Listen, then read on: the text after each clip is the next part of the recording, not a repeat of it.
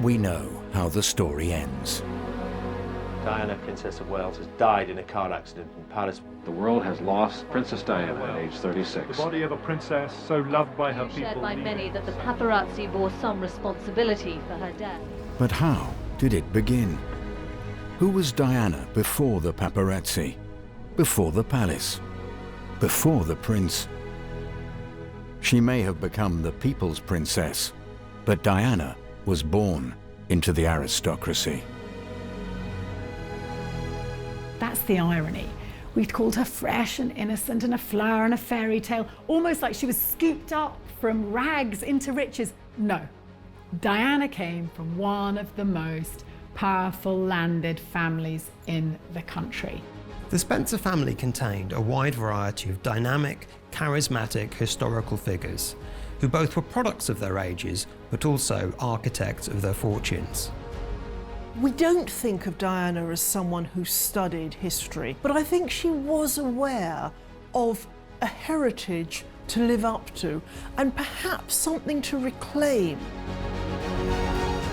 What made Diana, Diana? It is a story that stretches back to her childhood and far beyond. This is how a family made a princess.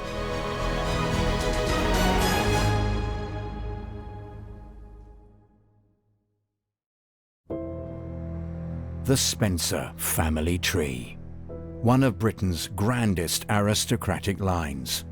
Lords, ladies, dukes and duchesses, troublesome sons, scandalous daughters, renegades and rule breakers.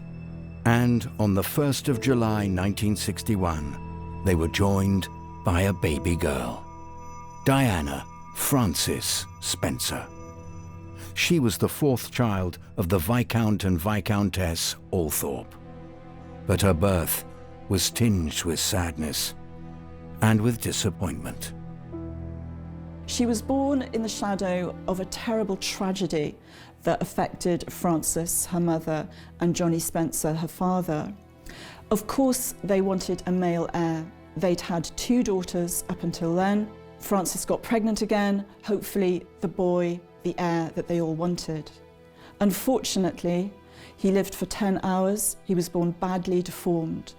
And Frances and Johnny were absolutely devastated.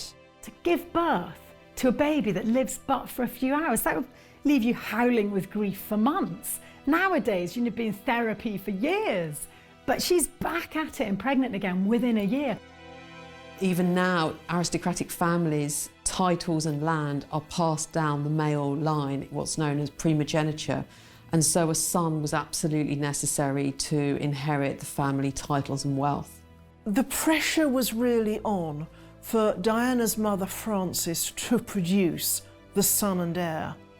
But 2 older sisters then were followed by, guess what, another girl. It was about a week before they even bothered to find a name for Diana. Diana's parents were tortured by their lack of a son. Centuries earlier, however, it was a missing heir that had helped make the family fortune. John Churchill rose from obscurity to become the greatest military commander of his age. Early in the reign of Queen Anne, he was made the Duke of Marlborough and given command of England's armies. But his influence was not limited to the battlefield. Churchill led the coalition dominating Parliament. And his wife Sarah was the new Queen's closest advisor. Together, the Churchills were the most powerful couple in England. They were greater than the sum of their parts, really, these two. While Sarah was literally the mistress of the bedchamber, able to get right up close and personal with Anne. John, meanwhile, he's a supremely able military man. John was urbane and calm, persuasive and easygoing, whereas Sarah was fiery and argumentative and robust in character and couldn't bear to be thwarted or contradicted. And had they been the same in temperament, I don't think their relationship would have worked anywhere near as well as it did. At the beginning of Anne's reign, Europe was in turmoil. The French king Louis XIV had plans to dominate the continent. Opposing him was a grand alliance of the English, the Austrians, and the Dutch. Put in command of their joint forces was the new Duke of Marlborough, John Churchill. This was very controversial, as he had no experience of leading large numbers of troops in combat. And it was seen that he was being appointed because he was Queen Anne's favourite. But he soon put all fears to rest. This was particularly because of his skillful management of the Grand Alliance, where he worked with Dutch politicians and Dutch generals to forge a coherent army out of a potentially unwieldy force. His natural feel for the ground, his ability to see on the other side of the hill, to see what was on the other side of the horizon, to assess the threat, to move to meet it, and then to deal with it on the day, was quite astonishing. In 1704, the French armies threatened Vienna. If the city fell, Austria would be forced out of the Grand Alliance. Europe would be Louis XIV's for the taking. Churchill marched his troops south from the Low Countries. The battle was met in Germany at the village of Blenheim. There, Churchill and his allies won an astonishing victory. The victory at Blenheim in August 1704 was the first occasion for some hundreds of years that an English general had beaten the French outright in battle. Unwounded prisoners, men giving up, that's a sign of defeat. And Marlborough took 13,000 unwounded French prisoners at Blenheim. It was a catastrophic defeat for Louis XIV. The balance of power in Europe tipped in England's favour.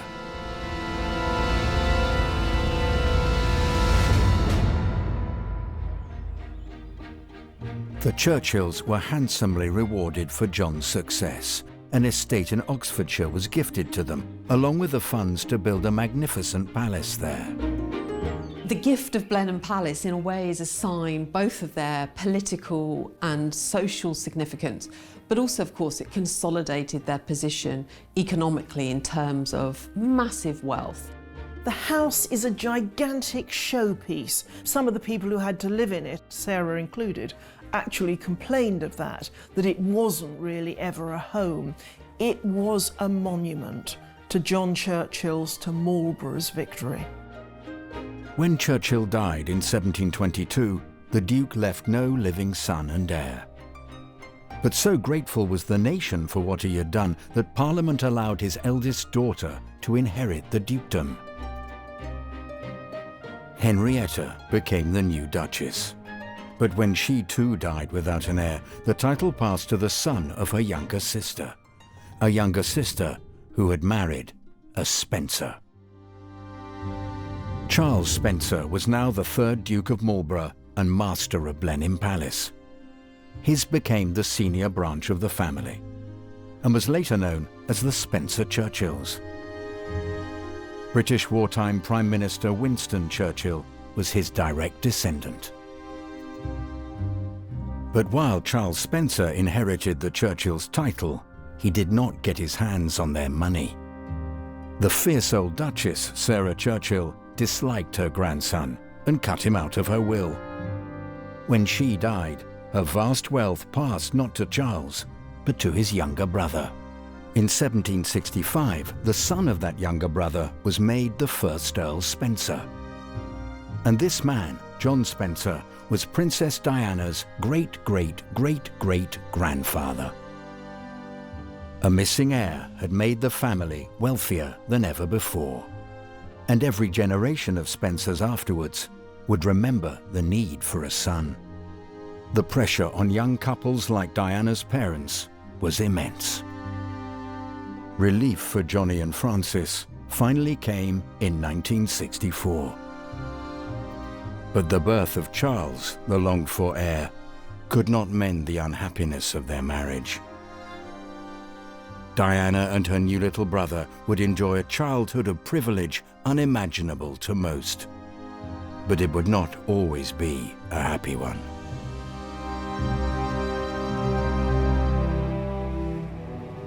Diana Spencer was close to royalty from the very beginning. Her parents, Johnny and Frances, leased a house on the royal estate at Sandringham. It was here that Diana was born and raised. From the outside, Park House must have seemed an idyllic home.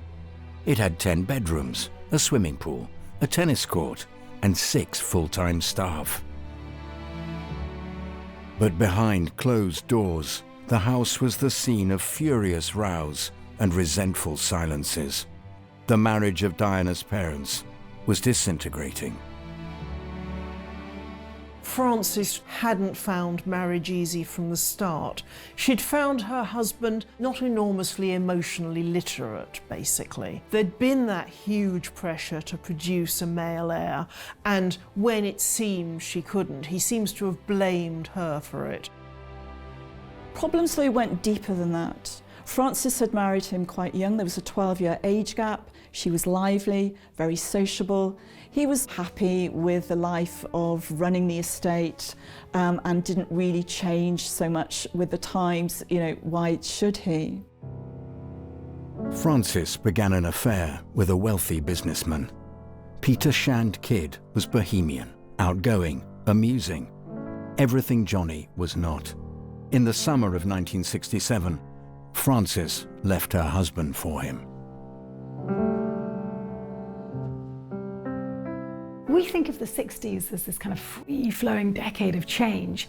Actually, no, there was a lot of noise about change, but it was still a fairly conservative society. So the fact that Frances had taken a lover, had fallen in love with Peter Shand Kydd and wanted a trial separation was not just a shock, it was an extraordinary embarrassment. The result is that Diana's mother, Frances, got branded a bolter, as they called it in aristocratic circles, a woman who'd run away and left her family, and that's actually not fair. Frances wanted the children to come with her, but Diana and her siblings were soon entangled in a bitter custody battle. While the innate social conservatism of the time would generally have placed such custody battles in favour of the mother, she was against a lord in this instance, and a lord who had powerful witnesses to testify to his side. Not only did he get all his chums to give him a character reference, he also managed to get Frances's own mother to speak against her daughter having custody of the children. So Lady Fermor is so appalled by what her daughter's doing, the disgrace she's brought upon the family. She talks against her own child and in favour of the Viscount of Althorp. Ultimately, the outcome of the custody appeal was that her father would retain custody of the children. And again, this is remarkable. The expectation would always have been that children would stay with their mother. So on all fronts, this is a devastating story, personally, for Diana and her siblings. It's the kind of last gasp of an old establishment world where the aristocratic man would always win out over the woman. The Spencers' marriage in 1954 had been called the wedding of the year. Now their separation was the talk of high society. But it was far from the first scandal in Spencer history. 200 years earlier, in Georgian England, there had been another Spencer causing a stir. She was the ultimate late 18th century it girl. She was a hugely fashionable figure, but a controversial and a troubled one too. History would be a much less colourful place without her. She was an extraordinary woman and made her mark in a way that I don't think English society had ever seen before, certainly not from a woman. I mean, this was the era to do it. Born in 1757, Georgiana was the daughter of the first Earl Spencer. Unlike Diana, her childhood was a happy one. Her parents loved her and each other. And Georgiana's idyllic life seemed set when, 2 days before her 17th birthday, she married the most eligible bachelor in England. William Cavendish was the 5th Duke of Devonshire. Wealthy and powerful, he owned a grand townhouse in Mayfair and an even grander estate at Chatsworth. But despite Georgiana's hopes, the marriage was not to be a happy one. People at the time said, this ain't gonna work, and it was riven with complications and difficulties from the beginning. She had great difficulty at first in having children of her own. The children did come in the end, but nonetheless there was very much this pressure on her to produce the heir, and that didn't help an already fractious marriage. In 1782, Georgiana visited Bath. It was there she met Lady Elizabeth Foster. Bess, as she was known, had left her husband and got by on her beauty and charm. Georgiana was soon taken with her and invited Bess to stay. That she did. For 25 years, Georgiana loved her, and so did her husband. Even by the slightly loose standards of the aristocracy at the time, this was quite a scandal. It was an open secret. A London society was shocked. She just had to carry on and bite her tongue and smile her way through it. But one can only imagine the sort of inner turmoil that she felt. It was certainly a very intense threesome, and one that was full of accusation, deceit, possibly even blackmail. I mean, people have had a field day with it ever since. It's led to bestsellers, Hollywood movies, and no wonder. But there was far more to Georgiana than her unconventional love life. She was another Spencer who broke the mold. She surrounded herself with the great thinkers of the time. She was interested in science and geology. She even had a laboratory built in her own house. She was a social influencer, a fashion icon, a novelist, and a scientist. But her largest influence was in the realm of Whig politics. She was actually out there on the streets, tramping till she got blisters, campaigning on behalf of the Whig Party, which her families all supported. She was heavily criticised for this. It was not what women did, but she was undeterred. Despite all the bad press, she kept on campaigning. So she really was a woman of an astonishing number of interests and abilities, which, however, did not conspire to give her an easy life. Georgiana had an addictive personality. Her gambling habit was notorious, but it was in drink and drugs that she found comfort from her troubles. And they took their toll. In the 1790s, her health began to fail. On the 30th of March, 1806, Georgiana died. She was just 48. Despite her demons, she was one of those Spencers who, whatever her troubles, whatever the controversies, did the family proud. Did Diana know the story of her ancestor? Did she see how she walked in Georgiana's footsteps?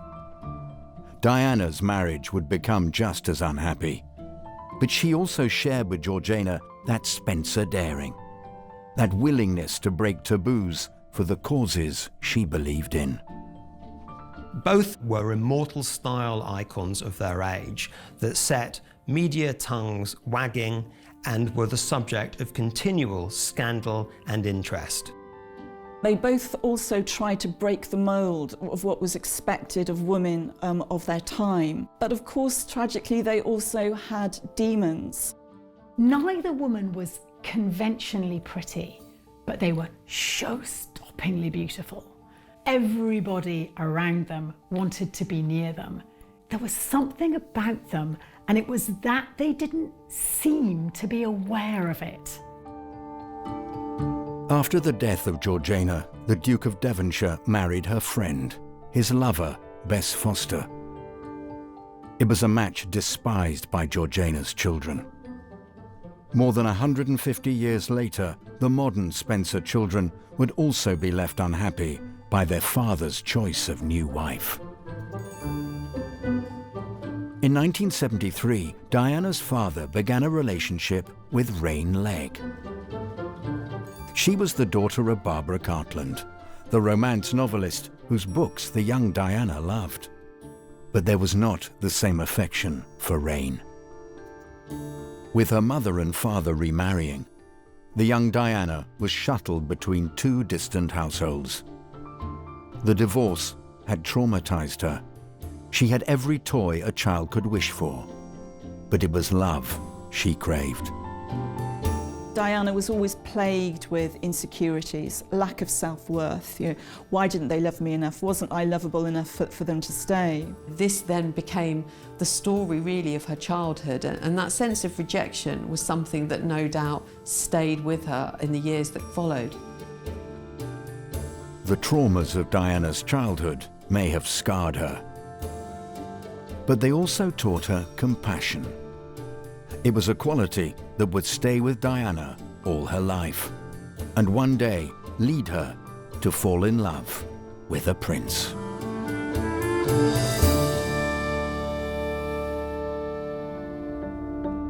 In 1975, Diana Spencer was 13 years old. Her parents had divorced. She had a new stepfather, a new stepmother, and her life was about to be upended once again. On the 9th of June, Diana's grandfather, the 7th Earl Spencer, died. Her father became the new Earl, and the family had to move. Diana's beloved childhood home at Park House was traded for the grand Spencer estate at Althorp. Althorp was an altogether more historic and forbidding place than Park House had ever been. It was still decorated in a very old-fashioned manner, with the portraits of many illustrious Spencers past gazing down at Diana from the walls. Diana could be under no illusion of the heritage of her family. One can only imagine that it was something of an imposing, not particularly cosy environment to grow up in. Diana had rarely visited Althorp as a child and disliked it when she did. Her grandfather had jealously guarded the estate's many treasures. Even his own children and grandchildren were unwanted intruders. And the house could have been designed to frighten small children. With its dark corridors, twisting stairs, and countless ticking clocks, the vast mansion creaked like an ancient warship. Even her father didn't like it. He felt the ghost of his brooding, bullying father, and everybody found it, rather chilly and uncomfortable. It was not a place where history was a pleasant curiosity. It was a place where history asked questions of people who lived there, questions which Diana and her siblings probably felt they needed to answer. There had been Spencers at Althorp for almost 500 years. In Tudor times, in the reign of King Henry VII, Sir John Spencer had grazed livestock there. The family had grown wealthy on the backs of their sheep. The wool trade was absolutely at the core of England's wealth throughout the Middle Ages and the Tudor period.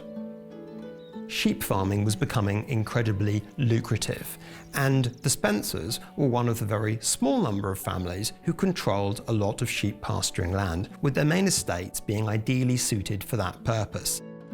In 1508, Sir John paid £800 for the red brick manor house at Althorp. Soon, he expanded the estate into the surrounding countryside. More land for their sheep meant more wealth for the Spencers.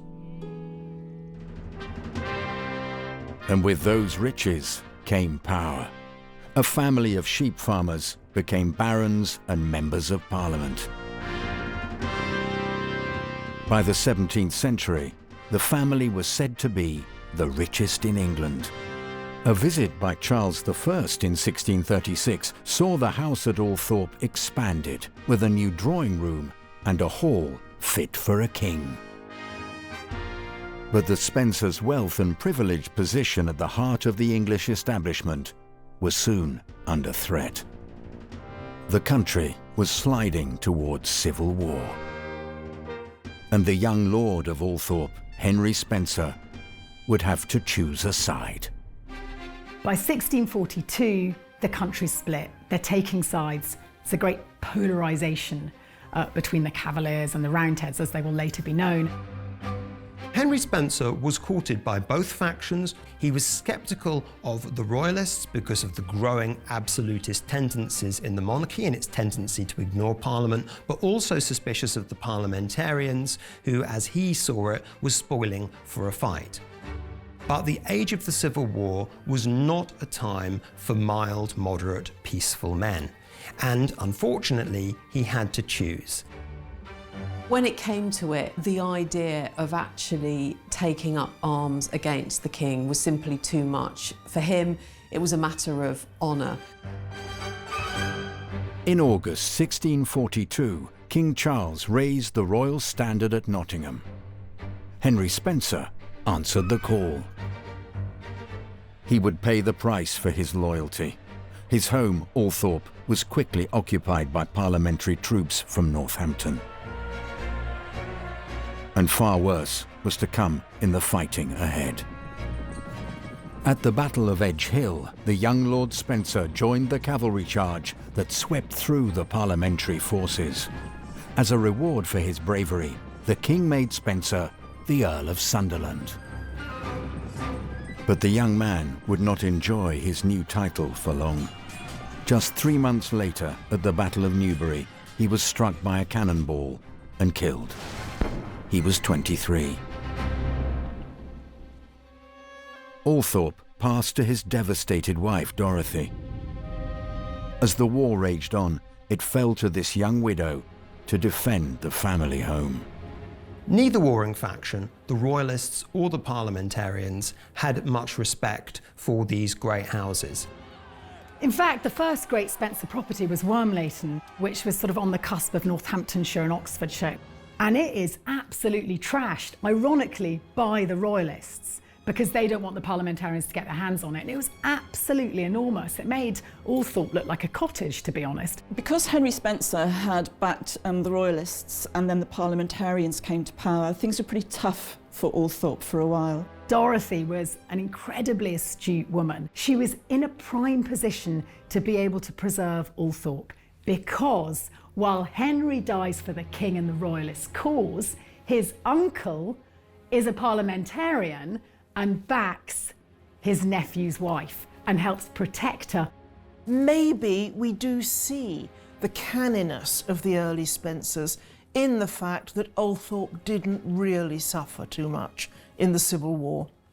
Occupied for a time, parliamentary troops, but it didn't suffer the kind of devastation that some other houses did. In time, peace returned to England and to Althorp. The Spencers began to rebuild the house and reclaim their place in high society. Dorothy leads the way on this, Henry's widow, and it costs quite a lot of money. You know, she covers over the courtyard and there's that great big wooden staircase running down into the saloon that still 300 years on looks pretty show-stopping. I mean, this was all part of a very deliberate, self-conscious exhibition, really, of power and of status. It was about great noble families seeking to outdo each other in many ways, to have lavish houses where they would host parties that would become political and cultural hubs that people wanted to come to and be seen at. As each generation of Spencers passed through its halls, Althorp grew and changed. In 1733, a magnificent Palladian stable block was completed. Later, the old crumbling red brick house was encased in grey tiles. There were times when Althorp was neglected, when the Spencers were consumed by the demands of politics or by the diversions of London. But, like the family itself, the house survived. Until finally, in 1975, it passed to Diana's father. Johnny became the 8th Earl Spencer. Diana had a new title as well. She was now the Lady Diana Spencer, but it only seemed to underline what society expected of her.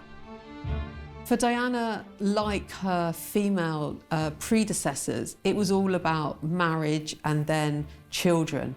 There were no really greater aspirations and expectations than that. But her father Johnny had, I think, broader ambitions for his daughter, and so did others. The Queen Mother, for example, had always had the view that Spencer women were potentially formidable and potentially difficult. So everyone knew that there could be something special in store for Diana. Diana was 16 when she first met Prince Charles. The heir to the throne was dating Diana's older sister, Sarah. She was just the latest in a string of girlfriends for the young prince. He was under huge pressure to marry from, on the one hand, the press, you know, who were chasing any girl he'd even looked at. On the other, perhaps his own family. I mean, there really was a feeling that he needed to get on with it. The world is watching and writing about it. It becomes increasingly difficult, I think, for this man to have natural relations with a woman because they're immediately aware of who they're talking to and probably become slightly affected. You know, it's corrupting, isn't it? Power, fame, money. Sarah was not to be the royal bride, of course. She was too spiky for a royal spouse. Her relationship with Charles didn't last. But the young Diana could not yet imagine the prince would have any interest in her. She was about to embark on a new life. In 1979, Diana turned 18. The gift from her parents was a 3-bedroom flat in West London.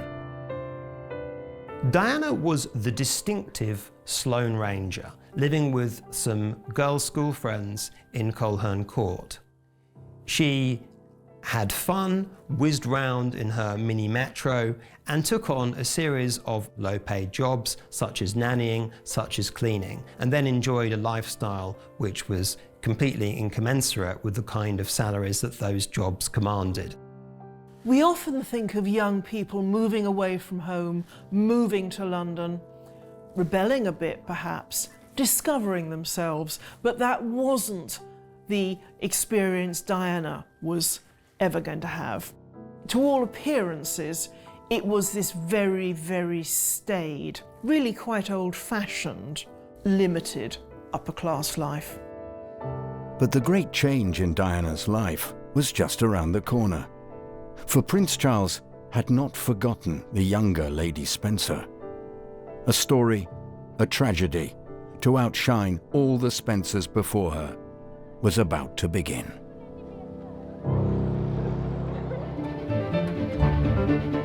It was 1980 that changed Diana Spencer's life forever.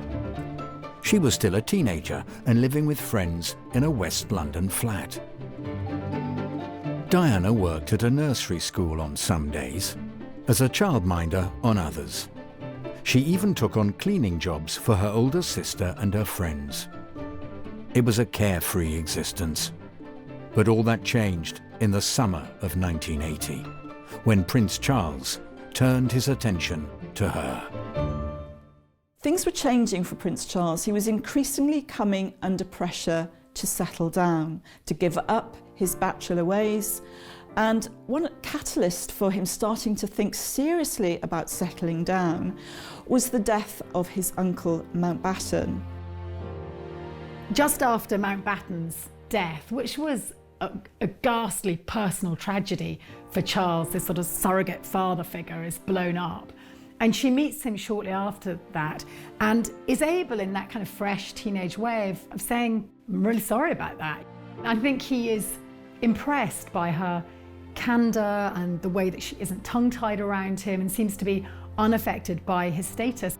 He was in a very vulnerable state in several different ways, and perhaps not only in need of a suitable bride, but in need of that particular strand of warm sympathy that Diana, throughout her life, seemed particularly well equipped to give. And that's Diana's great gift. Prince or pauper, she will make you feel like the most special person in the room. And it worked for her in that moment with Charles. In July 1980, Diana was a weekend guest at a country house in Sussex. There was a polo match. Prince Charles was playing. At the barbecue afterwards, he sat with Diana. The 31-year-old prince called her Diana. She called him Sir. But that day was the beginning. Soon, Prince Charles was taking Diana to a concert at the Royal Albert Hall. Then it was a weekend at Cowes, aboard the royal yacht Britannia. An invitation to the favourite royal retreat at Balmoral followed, and with it, an introduction to the family. His intentions could not be clearer. In Diana, it seemed he had got what he needed. He'd got somebody who was clearly infatuated and in love with him, who was respectful of him and his position, who understood, who was glamorous without being too much of an exhibitionist. She's unencumbered with any baggage. The tabloids are not going to get anything on Diana. She's just come out of a single-sex boarding school and she works in a kindergarten a couple of times a week. I mean, you can't get much purer than that. She is pure as the driven snow. She looks like an English rose. She's perfect. The couple had been seeing each other for 6 months when Charles told Diana he had something to ask her. Late on the evening of the 6th of February 1981, in the nursery at Windsor Castle, Charles asked her to marry him. Diana instantly said yes. She believed in romantic love. She was infatuated with the prince, and she believed that her Prince Charming would come through in the end. What little girl born in the 1960s didn't want to marry Charles Philip Arthur George? I ask you. Of course she wanted to marry Prince Charles. So probably did all her peers. That she should be a fairy tale princess and marry a fairy tale prince was something that she thought was entirely appropriate and something that she had dreamed of since she was a small girl. Here was Diana now ready, betrothed to the Prince of Wales, marrying into the royal family, marrying the future King of England. This was a step up for the Spencers like never before. But she was not the first Spencer to be betrothed to a prince. She was not even the first Diana. 250 years earlier, there had been another Lady Diana Spencer who was set to be a royal bride. It was the ambitious plan of Sarah, the old Duchess of Marlborough, who had dominated the court of Queen Anne. By the 1730s, her husband was dead and her political power had waned. But there was one realm where she still ruled: her family. She was particularly attentive to her grandchildren, and in really shaping the Spencer family. She wanted to very much make her mark on the next generation, and so having been at the very sort of apex of political society and in and around the Queen, she now turned her attention to her very own family. She felt she had both a duty and a right to school them in what they did and how they should approach life and conduct themselves, and who they should marry. The young Diana Spencer was Sarah's favourite. She was courted by the richest and most eminent men in the land. But Sarah wanted more for her granddaughter. She wanted the Prince of Wales, and she was willing to pay to get him. Sarah's ambition for her grandchildren, especially those she liked, was significant. It is said that she actually offered the sum of £100,000 by way of a dowry. Now this was a fabulous sum, even to a king. But the Queen Caroline had the measure of Sarah Jennings, and she quickly put a stop to it. That marriage came to nothing, and indeed that Prince of Wales never inherited the throne. No one could know at that time, of course, that the prince would die and not himself become king. The Spencers would have to wait. But 2 centuries later, the dream of the old Duchess of Marlborough was finally realised. On the 29th of July 1981, Diana Spencer married her prince at St Paul's Cathedral in London. She was made for this moment. By the trauma and privilege of her upbringing, by her own romantic imagination, and by her family's history. At long last, this sheep farming dynasty had become royalty. The wedding was watched by millions of people all around the globe. Those millions would go on watching Diana and every twist in her story, the disintegration of her marriage, her first steps into a new life, and her death on the streets of Paris. At Althorp, the Spencer family's ancient home, 36 oak trees line an avenue through the grounds. One for each year of Diana's life. On an island on a lake in the heart of the estate is her final resting place. Like so many of the Spencers before her, Diana was someone whose personality, charisma and image helped define her age. She was born into one of the biggest, most famous dynasties in Britain, and she transcends that. And she chooses to live her life in a way that speaks to people who aren't privileged, who aren't entitled. She showed the royal family a different way of being, a different way of engaging with people. She rocked the monarchy for a time.